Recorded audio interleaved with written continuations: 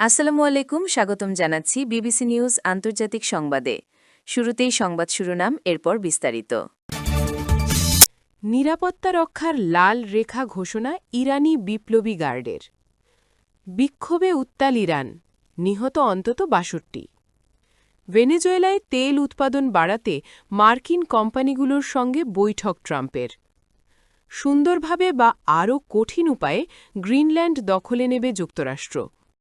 দর্শক, এতক্ষণ শুনছিলেন সংবাদ শিরোনাম। এখন বিস্তারিত। আপনি যদি ইসরায়েলের ধ্বংস চান এবং মুসলিমদের পাশে থাকেন, তাহলে ভিডিওতে লাইক করে চ্যানেলটি অবশ্যই সাবস্ক্রাইব করে দিবেন এবং আপনার মূল্যবান মতামত অবশ্যই কমেন্টে লিখে জানিয়ে দিবেন। এখন বিস্তারিত। নিরাপত্তা রক্ষার লাল রেখা ঘোষণা ইরানি বিপ্লবী গার্ডের।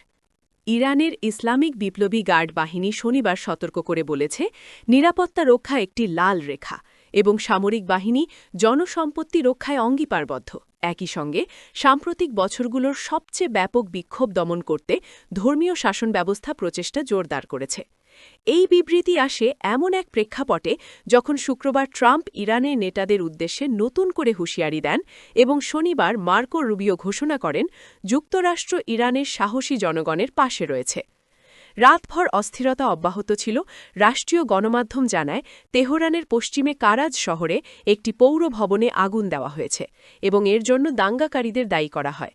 রাষ্ট্রীয় টেলিভিশন সিরাজ, কোম ও হামাদান শহরে বিক্ষোভে নিহত বলে দাবি করা নিরাপত্তা বাহিনীর সদস্যদের জানাজার দৃশ্যও প্রচার করে। গত ২ সপ্তাহে ইরানের বিস্তীর্ণ এলাকায় বিক্ষোভ ছড়িয়ে পড়েছে। শুরুতে মূল্যস্ফীতির ঊর্ধ্বগতির প্রতিবাদে এই আন্দোলন শুরু হলেও দ্রুত তার রাজনৈতিক রূপ নেয় এবং বিক্ষোভকারীরা ধর্মীয় শাসন ব্যবস্থার অবসান দাবি করতে থাকে। বিক্ষোভে উত্তাল ইরান, নিহত অন্তত ৬২। ৩ বছরের মধ্যে সবচেয়ে বড় বিক্ষোভের মুখে পড়েছে ইরানের সরকার। বিক্ষোভ দমাতে ইন্টারনেট বন্ধ করে দিয়েছে কর্তৃপক্ষ। চালানো হচ্ছে দমনপীড়ন।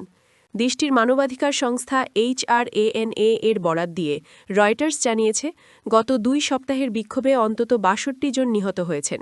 নিহতদের মধ্যে ৪৮ জন বিক্ষোভকারী ও নিরাপত্তা বাহিনীর ১৪ সদস্য রয়েছেন। শুক্রবার ফ্রান্স, ব্রিটেন এবং জার্মানির নেতারা এক যৌথ বিবৃতিতে বিক্ষোভকারী নিহতের ঘটনায় নিন্দা জানিয়েছেন।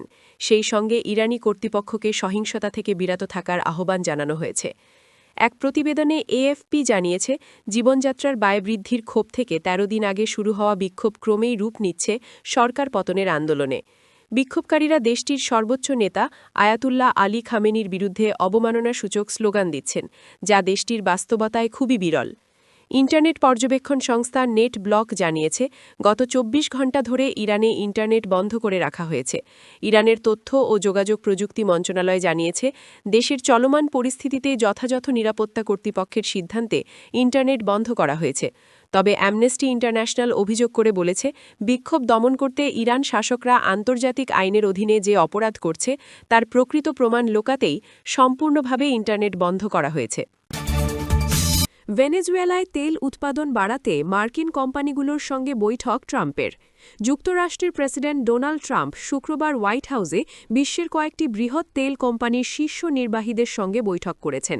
বৈঠকে তিনি ভেনেজুয়েলার তেল খাতে প্রায় $১০০ বিলিয়ন বিনিয়োগের আহ্বান জানান, যাতে দেশটির তেল উৎপাদন ব্যাপকভাবে বাড়ানো যায়। ভেনেজুয়েলার রাজধানীতে গত ৩ জানুয়ারি রাতে অভিযানের মাধ্যমে দেশটির নেতা নিকোলাস মাদুরোকে আটক করার পর দক্ষিণ আমেরিকার এই দেশটির জন্য নিজের কৌশলের প্রধান অগ্রাধিকার হিসাবে তেল খাতকে নির্ধারণ করেছেন ট্রাম্প। বৈঠকের শুরুতে ট্রাম্প বলেন, আমেরিকান কোম্পানিগুলো ভেনেজুয়েলার জরাজীর্ণ জ্বালানি অবকাঠামো পুনর্গঠনের সুযোগ পাবে এবং শেষ পর্যন্ত তেল উৎপাদন এমন পর্যায়ে নিয়ে যাবে যা আগে কখনো দেখা যায়নি। বৈঠকে এক্সন মোবিল, কোনোকো ফিলিপস, শেভরন সহ শীর্ষ তেল কোম্পানির প্রধান নির্বাহীরা উপস্থিত ছিলেন।